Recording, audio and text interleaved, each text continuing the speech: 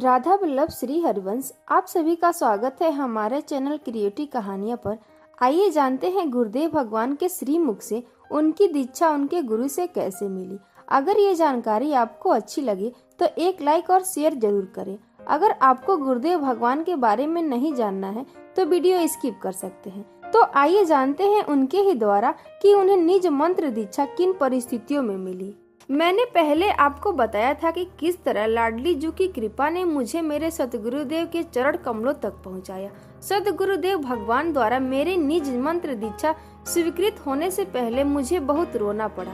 उस समय सतगुरुदेव भगवान न तो किसी से मिलते थे और न ही किसी से बात करते थे। लगभग 1-2 साल महाराज जी की सेवा करने के बाद मुझे विश्वास हो गया कि अब मेरा पूरा जीवन उनका है। मैं उन्हें देखते ही उनके प्रति समर्पित हो गया था, लेकिन निज मंत्र दीक्षा के बारे में उनसे कुछ भी कहने की मेरी हिम्मत नहीं हुई। एक दिन मैंने हिम्मत कर सतगुरुदेव से कहा कि आपके द्वारा मुझे शरणागति मंत्र मिले हुए बहुत समय हो गया है और अब मुझे निज मंत्र और विरक्त वेश की तीव्र इच्छा है। महाराज जी ने तुरंत कहा, कौन सा मंत्र? यह सब छोड़ो। उन्होंने इस विषय पर बिल्कुल भी बात नहीं की। उन्होंने मेरे अनुरोध को पूरी तरह से नजरअंदाज कर दिया। फिर एक दिन मैंने हिम्मत करके कहा, महाराज जी, जब तक आप निज मंत्र दीक्षा के लिए सहमति नहीं देते तब तक यह जीवन व्यर्थ लगता है।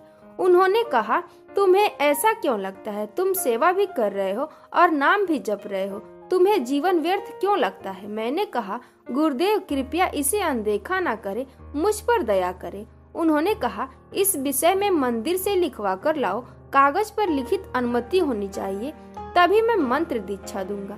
यह असंभव कार्य था। बड़ी हिम्मत करके मैं राधा वल्लभ जी मंदिर आया और मैंने राधा वल्लभ जी से प्रार्थना करते हुए कहा, प्रभु, मैं आपको जानता ही नहीं था, आप मुझे यहाँ खींच कर लाए हैं। आपने मुझे अपने प्रेम में पूरी तरह बांध लिया है।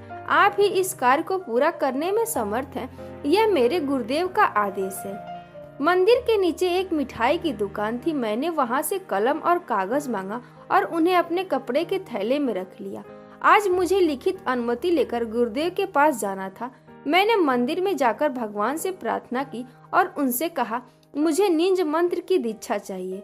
मैंने राधा वल्लभ जी से कहा कि अब मैं निज मंत्र के बिना जीवित नहीं रह सकता। अब आप ही इसका समाधान करें। इससे मुझे भीतर से अद्भुत अलौकिक शक्ति मिली। मैंने कलम और कागज निकाला और उस पर लिखना शुरू किया।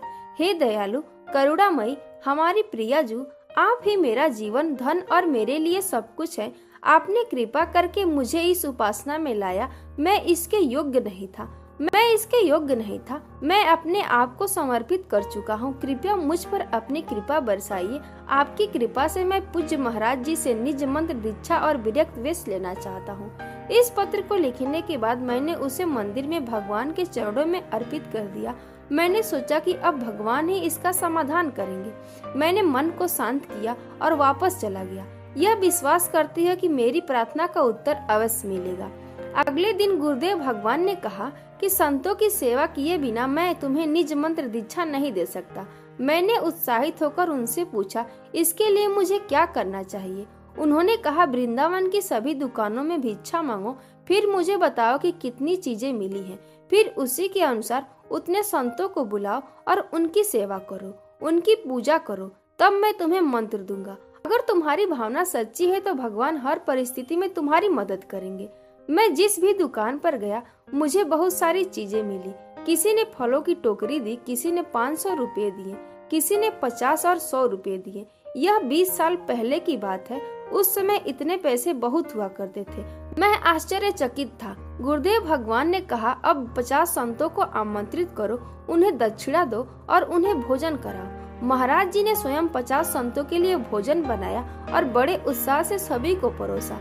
तब मैंने बड़ी विनम्रता से कहा, महाराज जी, अब संत सेवा भी हो गई है, कृपया मुझे मंत्र दीक्षा दीजिए। दीक्षा का दिन आया। संत सेवा के बाद महाराज जी ने कहा कि वृंदावन की दंडवती परिक्रमा करो।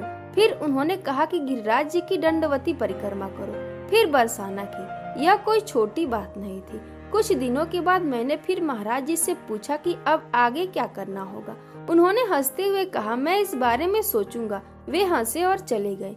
जब महाराज जी ने फिर से मना किया तो मैं हरिवंश महाप्रभु जी के मंदिर में गया और खूब रोया। मैंने कहा, हे प्रभु, मुझ पर दया करें। जब ये मना करते रहे तो मेरी चिंता बढ़ती गई। जीवन निरर्थक लगने लगा। श्री जी की कृपा से वह दिन आ गया जब पूज्य महाराज जी ने निज मंत्र दीक्षा देने का निर्णय लिया और हाँ कर दी। सतगुरुदेव भगवान ने मुझे यमुना में स्नान करने को कहा और भरे हुए कलश के साथ राधा वल्लभ जी के परिसर की परिक्रमा करने को कहा। मुझे निज मंत्र दीक्षा देकर उन्होंने कहा कि 3 दिन तक रात में जो कुछ भी होता है उसकी जानकारी मुझे देते रहना। उन 3 दिनों में हमारे कई आचार्य मेरे स्वप्न में आए। निज मंत्र मिलते ही मेरा अस्तित्व समाप्त हो गया। अगले कुछ दिनों तक मैं सहचरी भाव में डूबा रहा। ऐसा लगा कि तासो कृपा रस मादक डोलक, अर्थात जिस पर प्रभु की कृपा हो जाती है वह प्रेम में मतवाला घूमता है। यह मेरे जीवन में सच हो गया हो। यह सब तभी संभव है जब गुरुदेव देख ले कि आप उनके हैं। हमें मन, वचन और कर्म से अपना जीवन गुरु को समर्पित कर देना चाहिए, तभी यह स्थिति प्राप्त हो सकती है। यह स्थिति साधना से प्राप्त नहीं हो सकती। गुरु को साधारण मनुष्य ना समझे। भगवान सभी में विद्यमान है, लेकिन वही भगवान हमें तारने के लिए गुरु के रूप में आते हैं। जब तक वह कृपा नहीं करते हमें भगवत प्रेम नहीं मिल सकता।